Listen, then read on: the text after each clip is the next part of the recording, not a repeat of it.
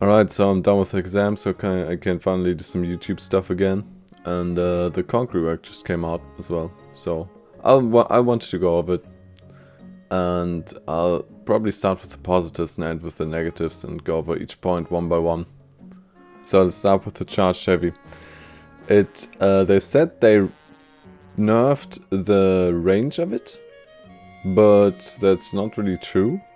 It still has some really good range on it, and you can enter the stance very fast, and the attack itself is what I believe to be 700 milliseconds. So it's a pretty fast neutral unblockable that you can snipe people with. Like that, and it also has a pretty decent hitbox now as well. So I have been having a good time trying to gank people with this. And also sometimes trying to use this to just straight up hit people, but it's mostly like ganking and team fighting. And of course, it also is pretty good against dodge attacks because of the recovery cancel that he now has and everything. So, you know, usually you use a dodge attack against these kind of attacks, but that doesn't work on Conq at all. And you can punish you pretty heavily for it with 20 damage. And yeah, overall I think it's really what kind of saved the rework for me. What made him kind of the only thing that really made him like even not super dumpster tier in 4v4, because you can actually try to pressure people externally without instantly giving them revenge with your bash. And yeah, I think it's better than expected, definitely. Speaking of, his chain heavies have better hitboxes and forward movement as well, so you can hit people way better right now if you want to, say, target switch in a team fight. And also his all guard recovery cancel is pretty amazing. You know, cancel everything into all guard. It works very well, and you can cancel the stance pretty quickly as well if you want to attack again. And the follow-up after blocking an attack in the all guard is amazing, beyond amazing, because it has all guard property as well, and it has a really sizable hitbox, is unblockable and is really fast, so you often deal, like, it is pretty common to hit this move on multiple people and instantly deal 20 damage to everyone around you. And then you can flow right back into all guard or go into a bash. So you have pretty good options afterwards as well. The deflect is of course there as well, which is useful. But you can also just go into all guard, so. But deflect costs less stamina, so I guess it's good. As far as infinite light chain, there's a simple reason why that was removed, because it was useless at high levels, mostly useless. And at low levels it led to cheesing, so I understand why they removed it. Of course that would impact his minion clear ability, but now he has like a 20 stamina zone that has pretty good minion clear. So he honestly still has better minion clear than most, because you can continuously spam his zone in the middle. And it works for minion clearing just as well. Not just as well, but it works well. Alright, so moving on to his 1v1 offense, which is still very bash based right now, you know, and very much based around his amazing offense tool, which he retained, which is his forward dash bash, which is launched at 100 milliseconds into his forward dodge. I still don't like that these tools are in the game, because I think it's just, you know, you try to launch a mix-up and he just uses his own mix-up with his forward dash bash, and he will always beat you. Right? You will always be faster than your opponent's mix-up with your dash bash, because it's that fast. But it's very much based around that, really. This is not a chain hero where you know, launch your mix-up, which is pretty slow, and then you get to have another mix-up guaranteed afterwards in your chain. This is not this kind of hero, definitely. This is more the hero where you launch your bash, you land it from neutral, which is pretty easy. And then then you land your flail uppercut, right?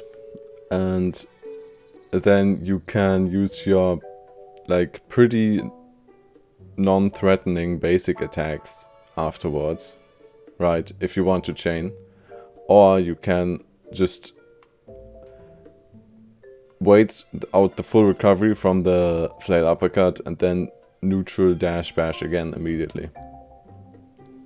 Which works pretty well, to be honest.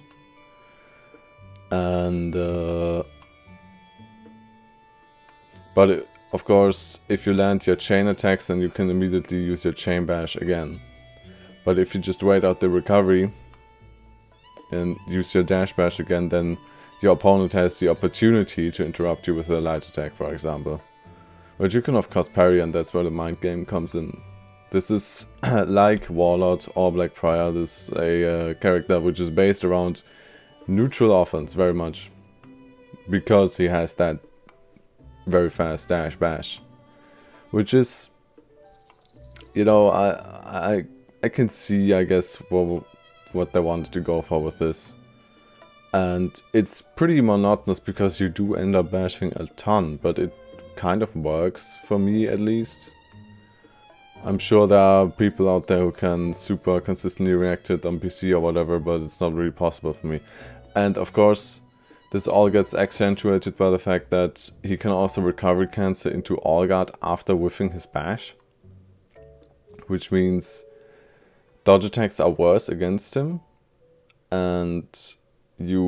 But it is more effective to side dodge and just guard break him, because chances are he will recovery cancel into all guard, and then you can just guard break his all guard.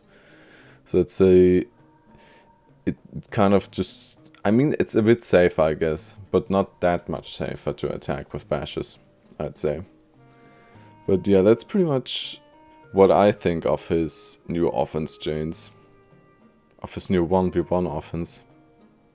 It's pretty weird, but it's still like kind of like Warlord or Blackbriar, because Blackbriar can't attack safely after landing a bash as well. Like, he cannot just immediately chain into another mix-up that you have to respect. You can, if Blackbriar, for example, lands his bash and then does this unblockable heavy, you can always interrupt that with a light attack, but of course he can parry you. And Conq is pretty similar, because he can, if he lands his bash, he can either bash again, which you don't have to respect, you can interrupt him, or he can just chain on you, which you then have to respect, try to parry it, and then he can mix you up again. So I would say it's not too dissimilar from the other heroes in the very fast neutral bash crew. And just like them, he doesn't have a very good chase tool. Or rather, no chase tool. Which is, in my mind, acceptable because he has that ridiculous neutral bash. And none of the other characters with these kind of neutral bashes have good chase tools, which is okay in my mind. Well, you know, I want characters to have chase tools, but if they have these kind of neutral bashes, then in my mind they don't deserve chase tools, because the only thing often you can do against these characters is to run away from them. And yeah, I think that's pretty much all I have to say on the neutral offense. It works decently. It's very much just harassing in neutral and then countering something, and then, you know, flowing back to a chain and baiting, and then just a lot of neutral bashing, you know, to really condition your opponent to dodge, and then once again punishing when your opponent dodges or dodge attacks. It's less about, you know, like every other character, landing your attack and then doing your guaranteed mix-up, and then returning to neutral or being frame advantaged or frame disadvantaged, and then landing your neutral mix-up again. So yeah, that's what I think of this 1v1 offense. I think it's okay. You know, like 2 other characters have similar offenses. I don't think it really belongs in this game, to be honest, but it works. And it's not very fun to fight still, you know, it's still very, very frustrating to fight. But it does work, and it feels decent to play if you enjoy a lot of bashing. Yeah, that's what I think of Swamp1 offense. I'm kind of neutral about it, maybe a little bit disappointed, because I'd hoped they would remove his neutral dash bash, like they have been doing with all other heroes. But yeah, I guess they just don't have an animation for a chase tool for him, and so they let him retain his extreme neutral pressure, and then they can justify not giving him a chase tool. That's what happened, probably in my mind at least. So for a final verdict, for 1v1, I'd say he still kind of retains the same spot. He has a bit of flow to him now in 1v1. He will be very good against 99% of players, and in low levels he'll be actually, I think, less frustrating to fight because no infinite light chain. But for most people he'll still be frustrating to fight because of a fast neutral bash. And at high level he won't be viable, because the neutral bash is reactable to super reaction monsters. And so, I'm not sure. Personally, I find him pretty fun to play in 1v1 currently. His ganks got better because you have the fast unblockable now, which you can always dunk on people's heads if they do pretty much anything, and it's so fast that you can pretty decently snipe people with it who aren't looking at you. So his ganks improved. His team fights improved a lot, I'd say. Because, once again, because of the unblockable heavy, which you can dunk on people's head from the edge of a team fight. And you can recovery cancel everything into an all guard to bait people with it. And if you counter something with all guard, you can hit multiple people with it, which is really good. And also he takes the role of a dodge tech spam catcher, you know, like Kyoshin and like Aramusha. You're able to catch those dodgers, but sadly his all guard follow-up is not undodgeable, so you're actually you can't always catch dodge spamming characters, dodge heavy spamming characters like Pirate, for example, or something. Maybe they should make it undodgeable so that you can punish that, because honestly we can use more characters who can punish dodge spam characters more consistently, who can shut down that. I like the idea of a class of fighter that counters those dodge spam characters, but is vulnerable against large hitbox characters like JJ or something. But yeah, team fights improved massively, I'd say. Also because more range on all attacks, and yeah, good improvements. I would say as for outnumbered fights, his ability to stall got worse, simply because he lost his zone. Because that was such a dumb move for just surviving.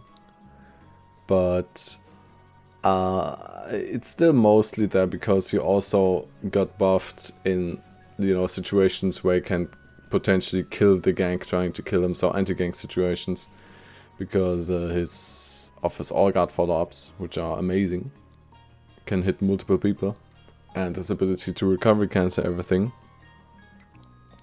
So yeah, I think he about stayed the same, maybe a little bit worse in outnumbered situations, just because he lost that zone. For minion clearing, his infinite light chain is of course gone. He now has a zone instead, which does a good job at clearing, but isn't as good as he was before, so it did suffer a little bit, but not that much. His new zone is pretty good at clearing minions as well.